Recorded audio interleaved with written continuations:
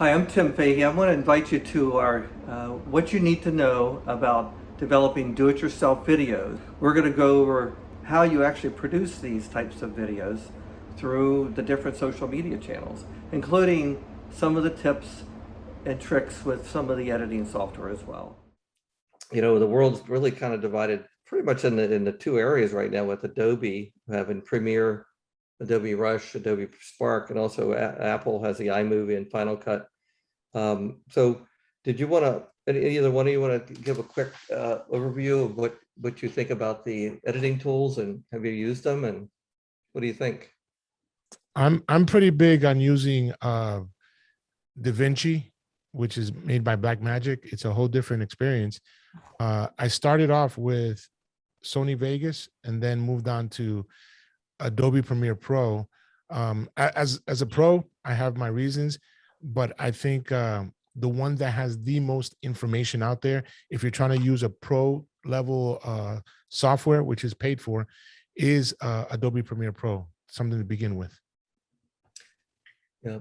How about you, And, Margaret?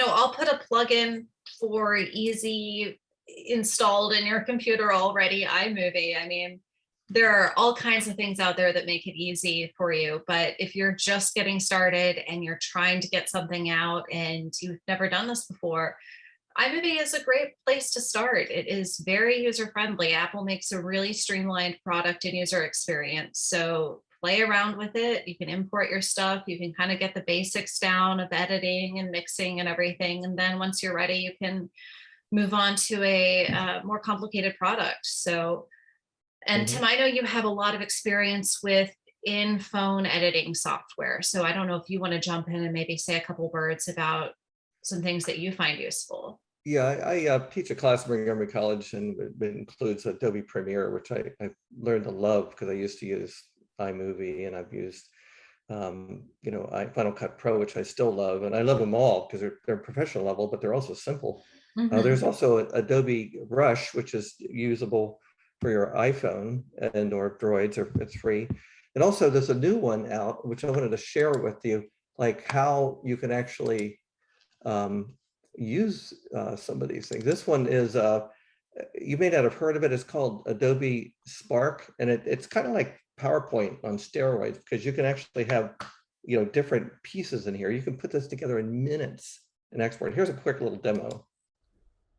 I wanted to show you a demonstration of how Adobe Spark works. It's Adobe Spark Video. It's a product that's provided by Adobe. I think parts of it are free. I'm sure they have a pro version of it, but it's an easy way to put video, text, and icons inside of these little slides. It's like PowerPoint. So you can put a video, text, photo, or icon. You could put a split screen. You could put a full screen. You can actually have a title page. You can put a caption in. So this thing is a one I already kind of put together really quickly. But if I wanted to say add a photo, for instance, a video, I would just go right to the video, and I'll take the one video that we actually had set up for this particular, and I'm just going to slide that to the point where I think it would be fitting, and then I'll go ahead and press save. So this one has, how to develop the DIY mobile video, who's your audience, develop your script, lighting, steadiness, position during the session, don't stress, look at this lens, stay on point, and smile. So I'll go ahead and play the whole thing.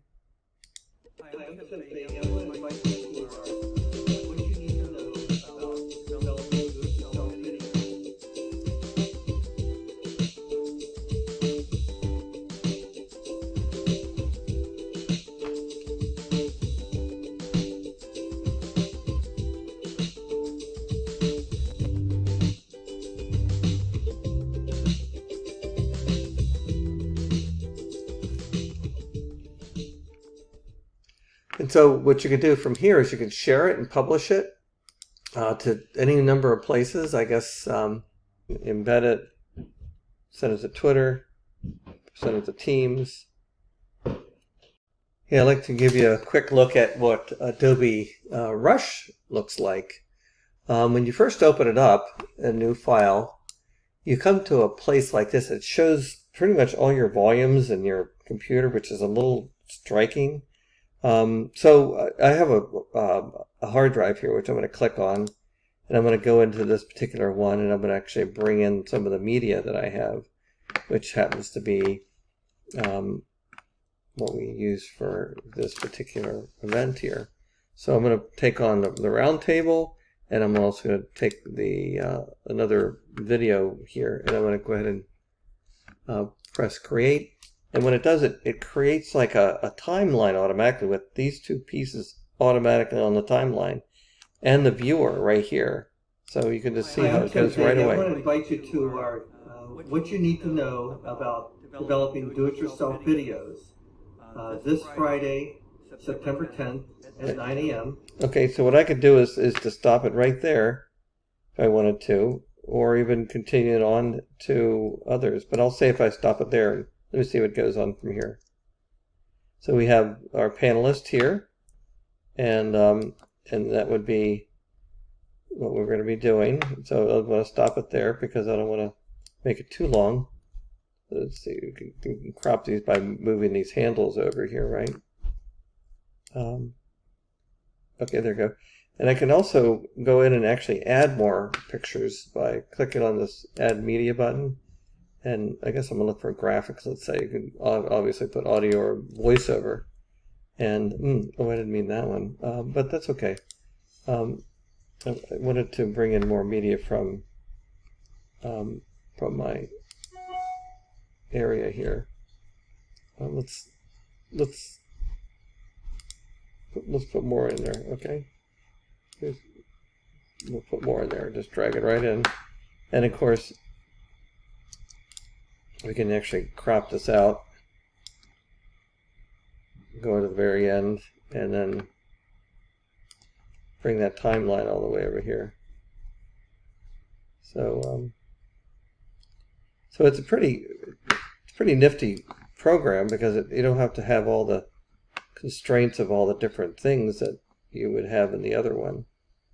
So let's just say that we just did that. Okay, and then so this is how we begin. Hi, I'm Tim Fahey. I want to invite you to our what you need to know about developing do-it-yourself videos this Friday, September 10th at 9 a.m. Okay, and here's our panelist, and so we're just kind of going over this, and of course we probably didn't need to do this again, but matter of fact, I think what I'll do is I'll crop this down to really right here. Who's our audience? Storyboard. This is what we're going to present, and equipment. We could even speed this up, but I'm not going to do that right now. So and to export all this, I go to export or share, and I can save it to YouTube. I can save it to Behance, Instagram, or make it local. So let's make it local. We'll call this Apple has their own iMovie that comes along with all Macs and even iPhones.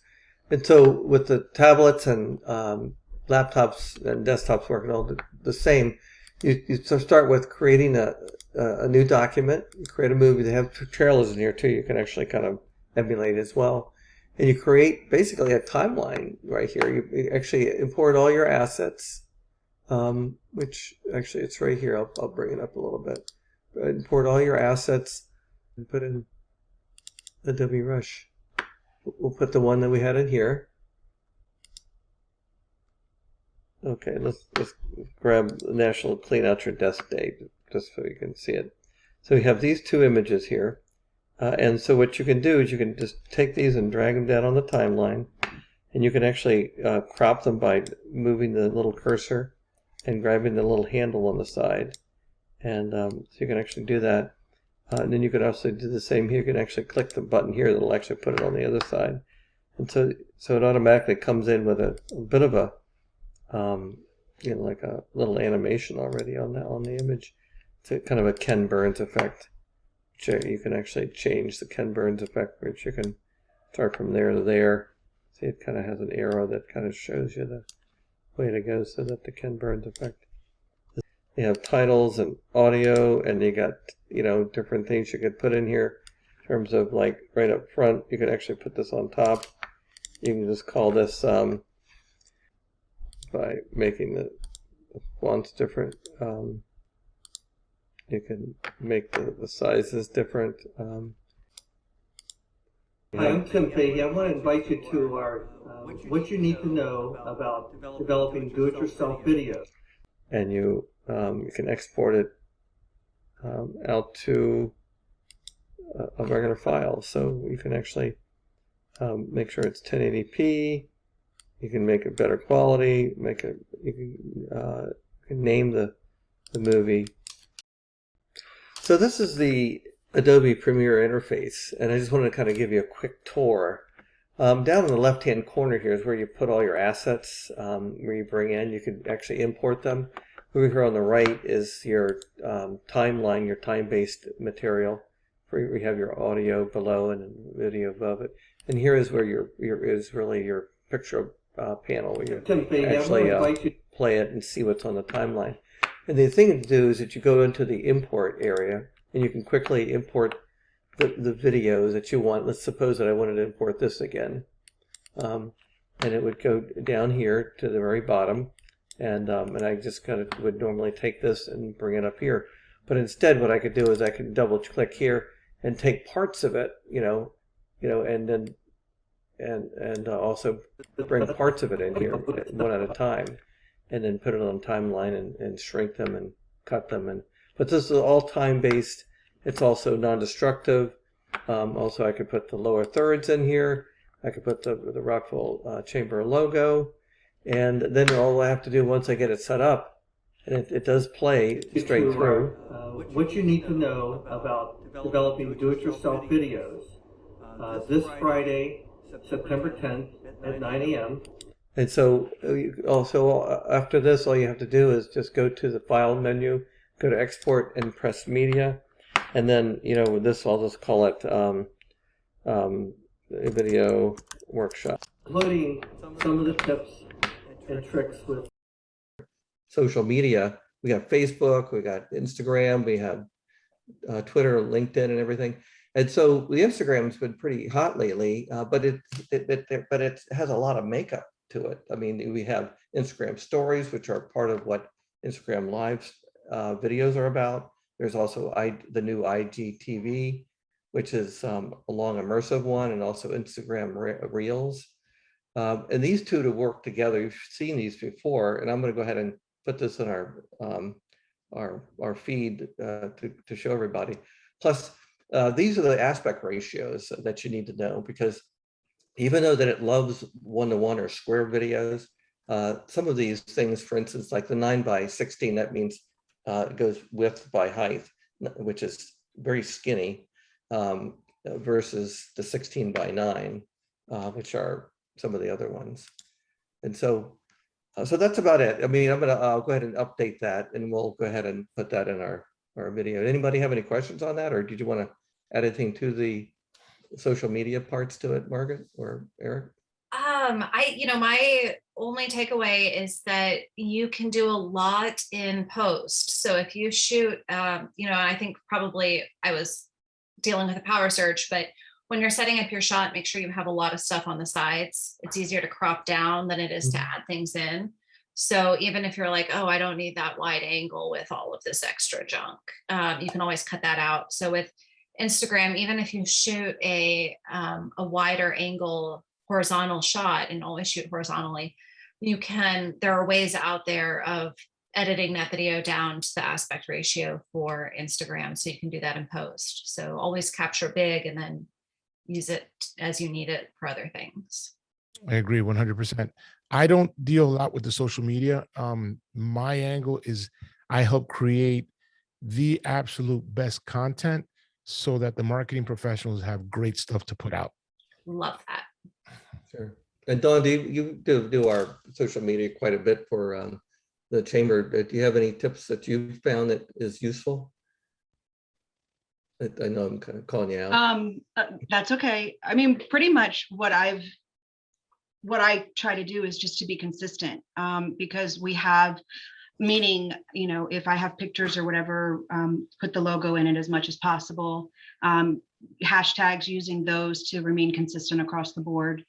You know, and just to make sure that the pictures or the images that we're using are clear, and not so much bigger than, you know, the square that it allows on the screen, so that when it's up there, it looks like it's just blown out of proportion. So just trying to be consistent across the board is probably the most important in my opinion.